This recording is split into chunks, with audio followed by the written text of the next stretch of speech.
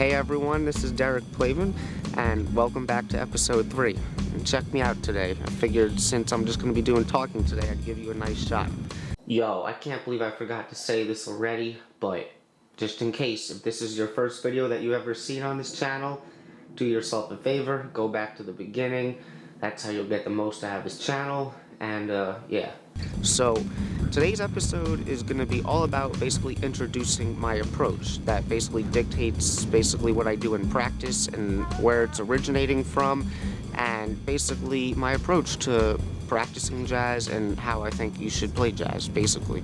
Now, I want to start by saying that any guitar player, especially if they're into things like improvising or whatever, has an approach, whether they're aware of it or not. Now, that approach might be that they have no approach. They basically jump from thing to practice, seemingly at random. They might be able to play the things they practice. They think that they have a confident intellectual understanding on how to play jazz, and then they basically use this to just go for it in the moment, since they believe that jazz is a spontaneous music. Now, when I word it like this, it may not sound like an optimal approach, but it is an approach nonetheless, and if you're consistent with it, it will still yield some results. Now, whatever your approach may be, it'll likely have an effect on the way you play music, the way it sounds, and the rate at which you progress. Now, if we were to look at various good approaches with successful results, usually what you would find is that there seems to be an underlying logic that could explain every single thing that they do in practice. Now, let me just point out that this doesn't mean that you're necessarily thinking a lot about all this when you're actually playing. It just means that if you were to explain yourself to someone else, basically teaching them how you do what you do, that you would be able to explain every single thing that you do clearly. Now, when talking about something like an approach, it seems as if it would be of particular importance when it comes to something like jazz music compared to other styles of music, and the obvious reason for that is basically because improvisation is a very significant part of jazz music, and, just based off of what most people think of when they think about what improvisation is in relationship to music, it's obvious to understand why that can seem tricky, where, you really need to have a successful strategy in order to be able to pull it off successfully. Therefore, it may seem like it could be harder to master jazz music than other styles of music. Now, my overall approach is important for all areas of my jazz development, but for this reason, I think we're going to begin by really focusing on improvisation specifically and how I approach that.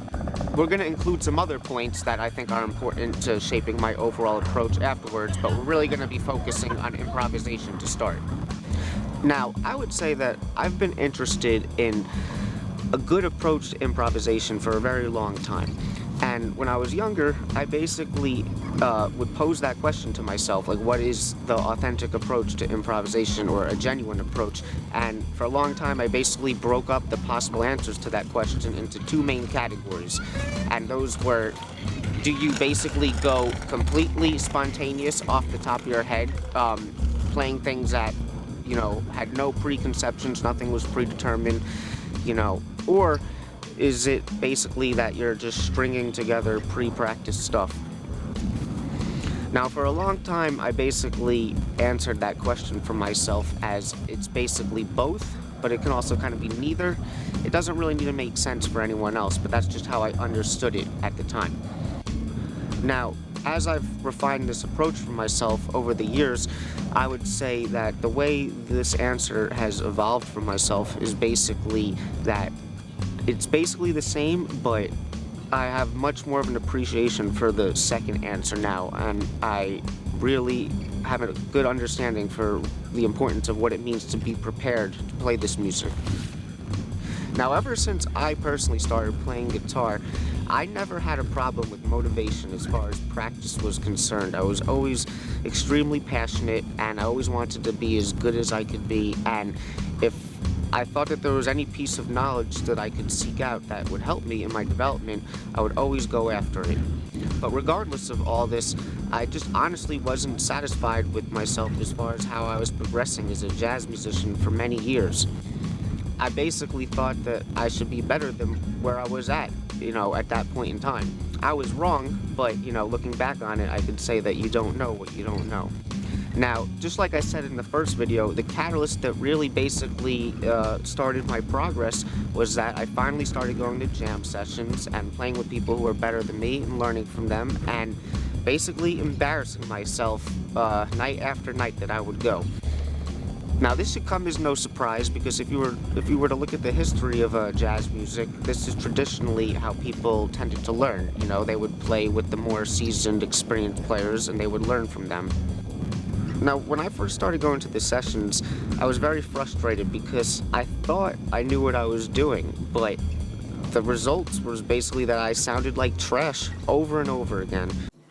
You know, another point that I make on this topic sometimes that I like to think about is I kind of feel like jazz music is sort of like the stand-up comedy version of music, in that their paths to success for a lot of people are kind of similar, unless you're just like a natural, or you're very gifted at a young age, or you've had good teachers, you know, from a young age.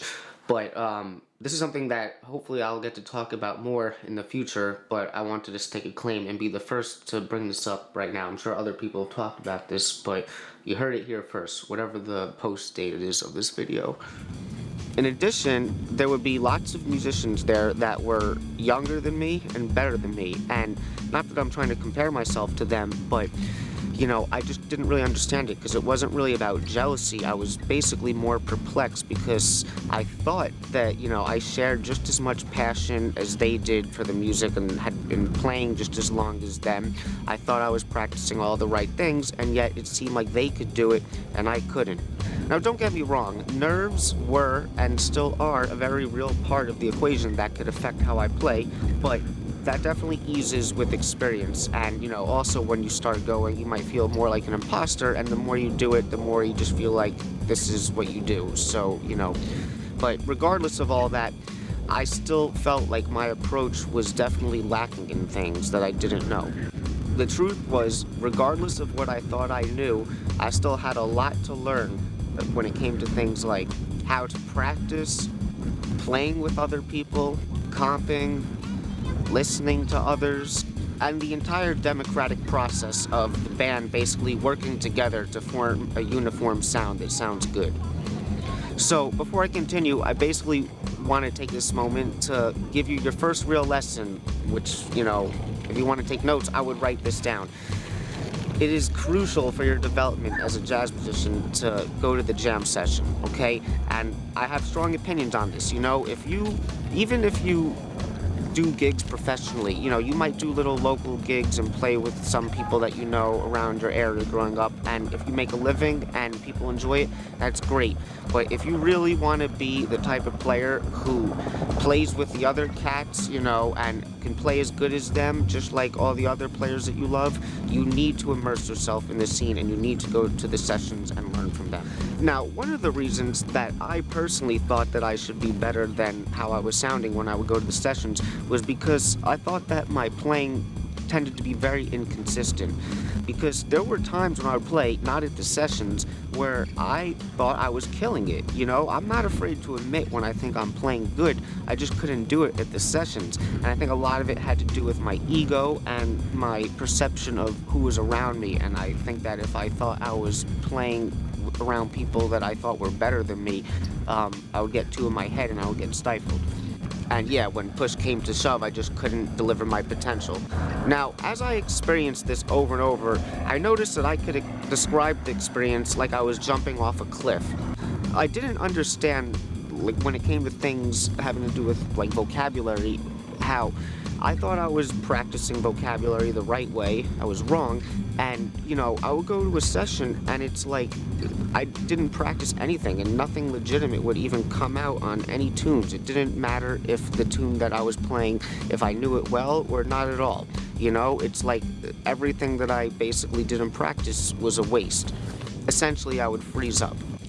Now, some people might say that the real experience of playing jazz, whatever that is, would be described similar to jumping off a cliff, and I might agree with that, but in my case, I thought that my experience was still kind of different for a very specific reason.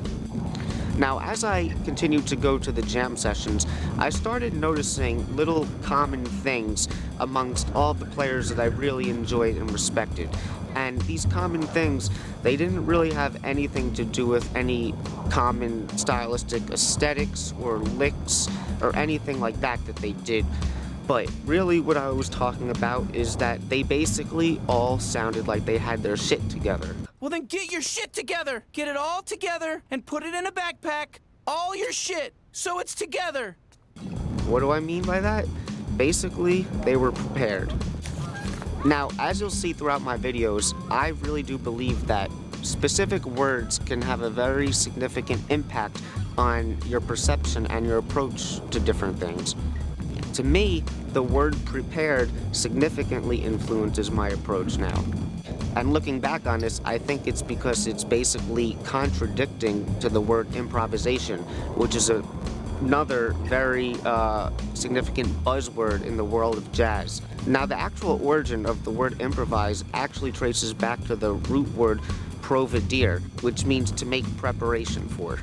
Now, if you look up the word improvise in the dictionary, or at least the dictionary I looked at, the very first definition that I found was to compose, deliver, or perform without any previous preparation. Now, another useful definition that I found that would be useful perhaps for the sake of this discussion was to make, provide, or arrange from whatever materials are readily available. Now, if I was going to be technical, I would say that in my opinion, when it comes to playing jazz, both of these definitions of improvisation are at least a little accurate. However, now I find that the second definition to be a little bit more practical in terms of helping how to basically progress towards more satisfying results with your improvisations. And I think that a lot of people, myself included in the past, don't really consider this second definition enough. And basically, a lot of us think of improvisation as this magical, spontaneous act when it comes to music, where basically they're just jumping into this empty limbo or free-falling space of nothingness where you're expected to, create something masterful and perfected right there on the spot. And, if you think of it like that, no wonder it seems like an impossible task. Alright, now this brings me to what is probably going to be the most controversial thing that I will say in the course of all of the videos on this channel. And basically what that is that, in my opinion, I believe that the term improvisation can be a very dangerous term that an aspiring jazz musician needs to be careful with. Now, I'm going to elaborate on this, okay? First of all, let me say that I'm by no means saying that if you were to, or what you experience when you watch top-level, undisputed jazz great improvising or just playing jazz music in the moment, I'm by no means saying that they are not improvising. If you wanted to call the end result improvisation, I would agree with that. But I will also say that there are some top-level jazz legends who actually don't like to call it improvisation and would be insulted if you called what they did improvisation. And I would understand their side of the coin as well. Because I'm insulted when I'm called an improviser. Nothing that I play is spur of the moment, believe me. I know everything that I'm gonna play is in my head right before I play it. Sometimes it's at the same time as I play it, but I still meant to play that. Now, the only time that I improvise is when I make a mistake. Now I have to improvise. That's on the spur of the moment. I didn't plan to play that, so I have to improvise, and that's fun. That's maybe that's why people want to call it improvising. To me, it really just becomes a semantical argument of basically how do you define improvisation as it relates to jazz music, so it's not really that important. But I'm just kind of putting this out there as a disclaimer. I also want to say that I'm not the only jazz musician who shares this opinion, and there are a lot of reputable jazz musicians who say very similar things as I do, and I just put it into my own words. That's how jazz is. You want to know what jazz is? Put on a damn record. Man, you preaching. You were so Put on a record. Yep. Instead, it's like, here, take this pattern book. That ain't jazz. That's improv. Yep. Yep. Oh man, now you. That's improv. It ain't jazz. Ooh, you telling the truth now. You know, because there's piles of people who know how to play chord scales, chord progressions, and can't play jazz. But all I do is they ask me about, they don't even ask me no more because they know what my answer is. That shit ain't jazz. That's just improv. Yeah. Yeah. First of all civilization is improv. This is not a new thing. Jazz didn't invent improv. He said jazz was the first music that used consistently used the flatted third and the flatted seventh and the melodic concepts and the swing beat. That was actually two things. He said those are the only two things that jazz did. Jazz didn't invent rhythm. Africans invented rhythm. Exactly. And the Indians and all these other people. You know what I mean? It's like jazz didn't invent rhythm. It certainly didn't invent harmony. But like the Louis Armstrong sound where you can sit on a flatted third on a major chord and it sounds good, that was new. Because when you got guys that aren't good at playing jazz, then the definition suddenly shifted to where the most important thing in jazz is improvisation. And the improvisation is the sound of jazz. So jazz is the sound of jazz. Yeah. And in the context of that, there is also improvisation. Yeah, but it's part of it. It's part of a thing. So basically, what I am saying is this. You know, I believe that it's a dangerous word because it could potentially have a significant impact in a negative way on basically the way you practice and the things that you practice and how that will basically take effect on your playing overall. I believe that if you were to examine the overall work of a great jazz musician's practice, I think that it would look very similar to the overall work of a great classical musician's practice. Now, there will be, of course, some differences, but not as much as you would think, okay? We have to work on musical material just like they do.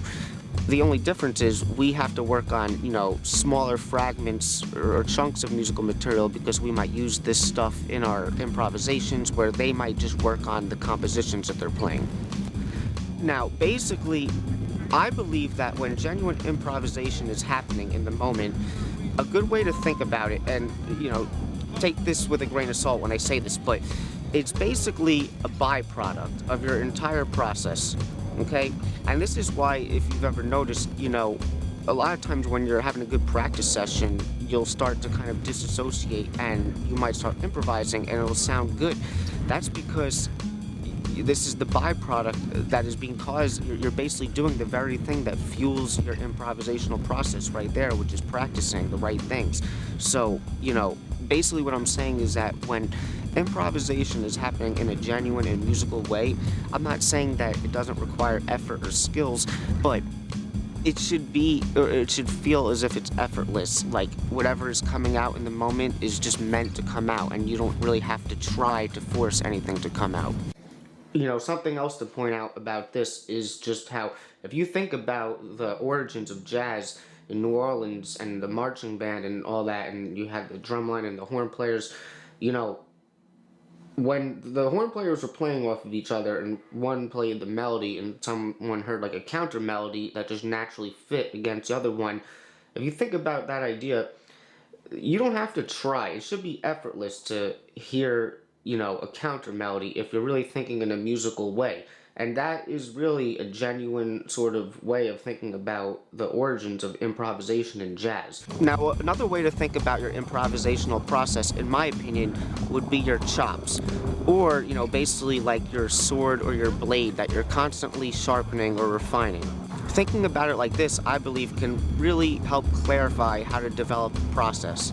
Now, I think this is because a lot of musicians or guitar players already have a good understanding when it comes to the term chops, where they can understand that their chops is basically proportionately related to how much they practice. If they practice more, they're going to have chops. The thing that I add, though, that you may not have considered before when it comes to chops is that, in my opinion, when you talk about someone's chops, it's not just about playing overly impressive, flashy, or technical stuff.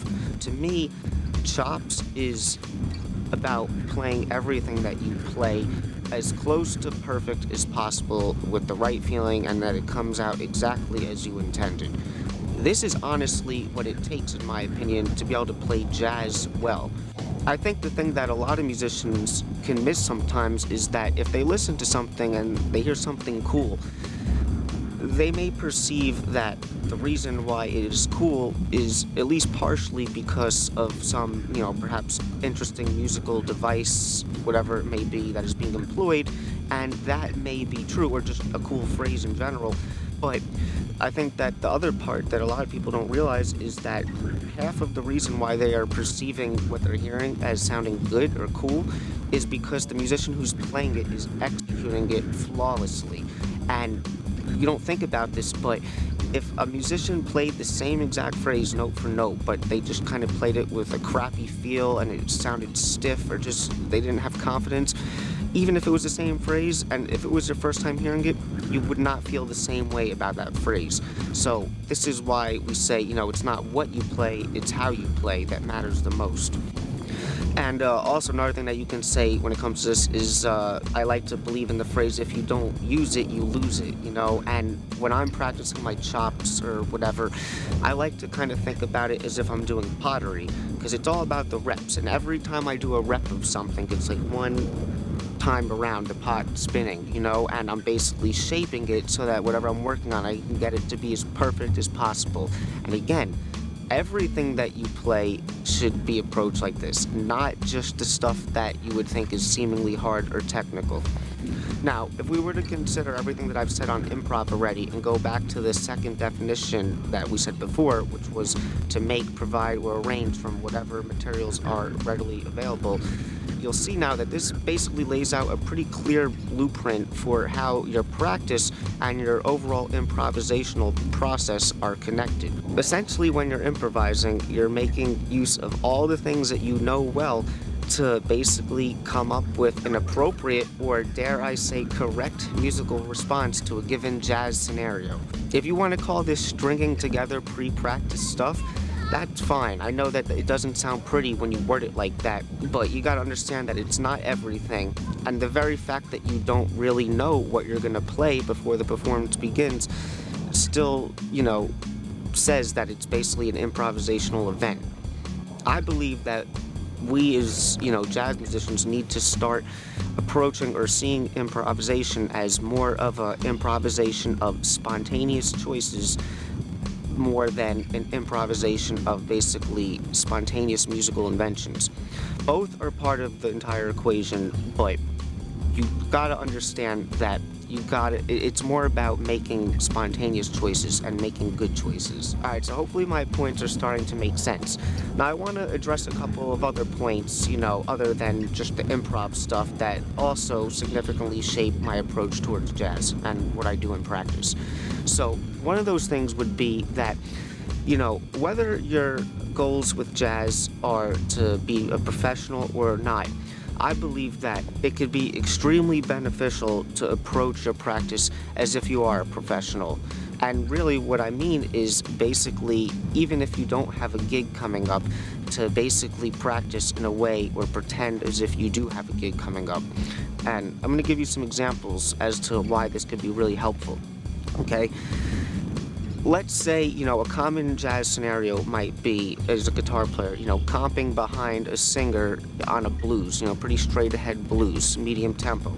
If you're being hired on a gig and they know that they could rely on you to basically get the job done, you have to be able to do that, okay? There's no scrambling around hoping that you get it right. No, you have to get it right.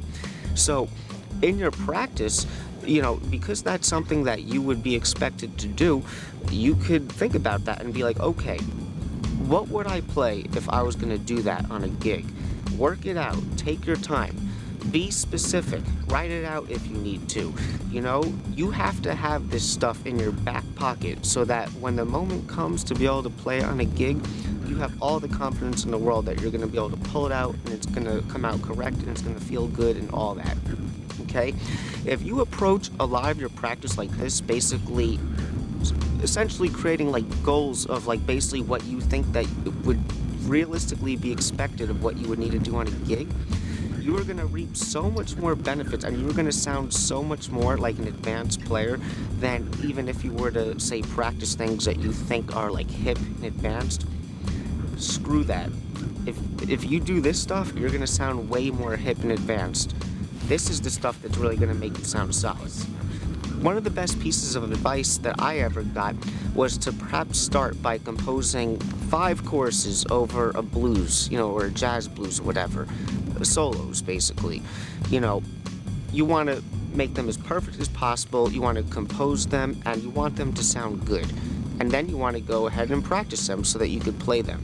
I just wanted to say a little bit more about this topic and also kind of give you a little demonstration. So, when you're thinking about composing these choruses, it would be a really good idea to think about them in terms of the entire chorus so that, everything that you play basically has this cohesiveness that kind of ties it all together, even if you're thinking of it as more through composed. It doesn't have to necessarily be like thematic or motivic development, but you have an idea that you're trying to develop throughout the chorus, and the chorus kind of stands alone as its own, musical story, I guess.